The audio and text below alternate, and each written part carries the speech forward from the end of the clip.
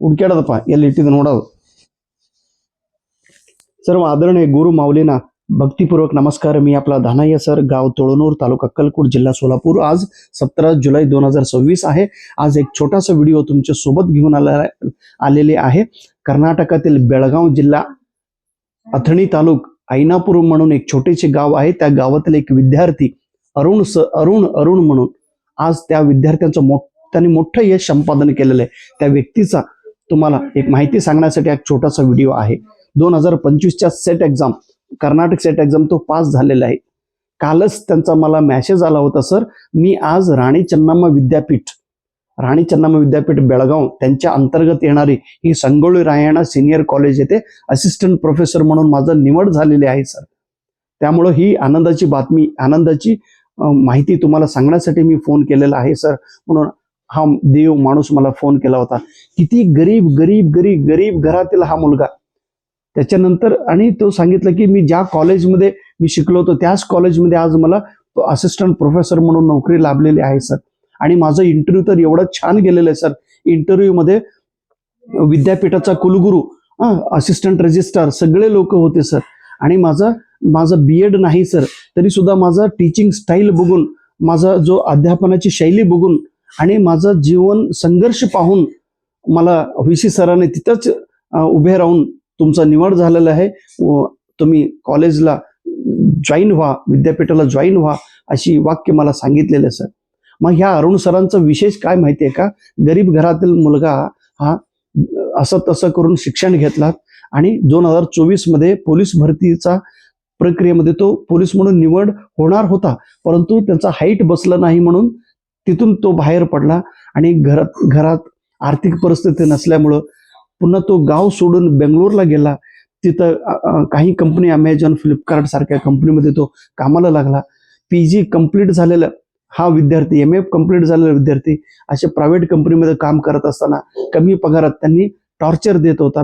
त्यांनी म्हणाला की मी MA पासआउट असलेले PG स्टुडंट आहे आणि मला असे टॉर्चर देतात म्हणून माझं स्वाभिमान इथं घाण होत आहे, माझा स्वाभिमान इथं मरत आहे म्हणून तो नोकरी त्याने सोडून दिला आणि पेट्रोल पंपामध्ये तो कामाला सुरुवात केला.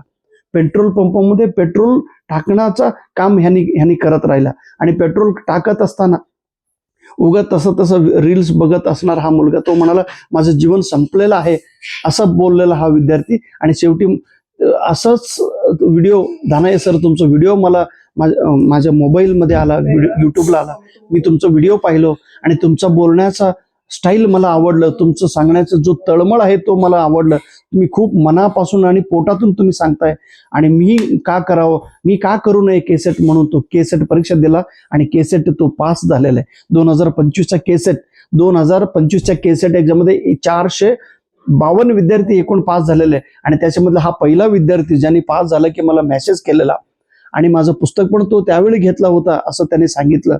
आणि ह्या विद्यार्थ्यांचा मला कौतुक का वाटतं तर काल 15 जुलैला विद्यापीठ येथे असिस्टंट प्रोफेसर म्हणून त्याचा नोकरी लागला.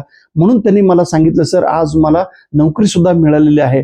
कर्नाटक सरकार एवढं छान आहे ना, आपल्या महाराष्ट्रामध्ये फुकट नोकरी कुठं मिळतच नाही. कर्नाटकमध्ये सिनियर कॉलेज, गव्हर्नमेंट कॉलेजेस आहे.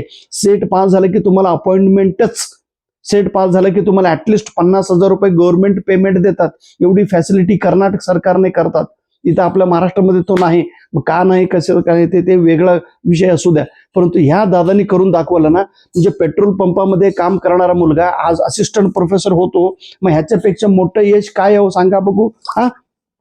आणि ह्यांनी सांगितलेलं मी ते स्टोरी पण एकदा मी माझं बघा, कालच तो सांगितलं सर आज मी असिस्टंट प्रोफेसर पास झालो असं त्यांनी कन्नडमध्ये मला, अरुण सर पेट्रोल काम करणारा मुलगा, काल त्यांचं हे जॉईनिंग लेटर आहे हे त्यांनी ಕನ್ನಡमध्ये लिहिलेलं. ಪೆಟ್ರೋಲ್ ಪಂಪದಲ್ಲಿ ಕೆಲಸ ಮಾಡುವ ನನ್ನನ್ನು ಪ್ರೊಫೆಸರ್ ಆಗಿ ಮಾಡಿದ ಗುರುಗಳಿಗೆ ನಿಮಗೆ ಅನಂತ ಕೋಟಿ ಧನ್ಯವಾದಗಳು. हा विद्यार्थी आज बघा कसं झालं त्या विद्यार्थ्यांच्या लाईफ. म्हणून म्हणतात ना शिक्षणामुळे जीवन बदलतो, शिक्षणामुळे सगळं चेंज होणार. यांच्याबद्दल मी तुम्हाला ह्यापूर्वी सांगितलं होतं.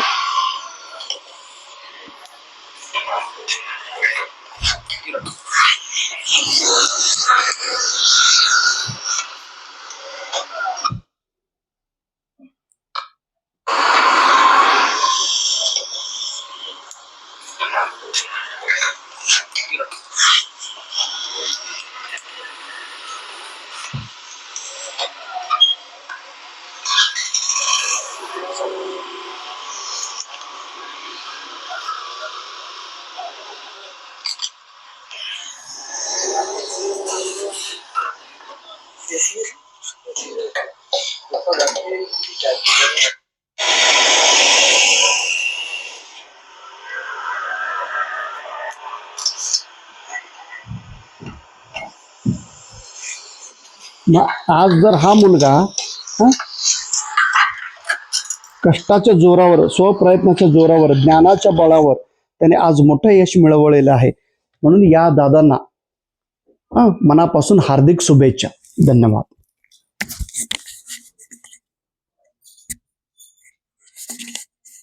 बरोबर.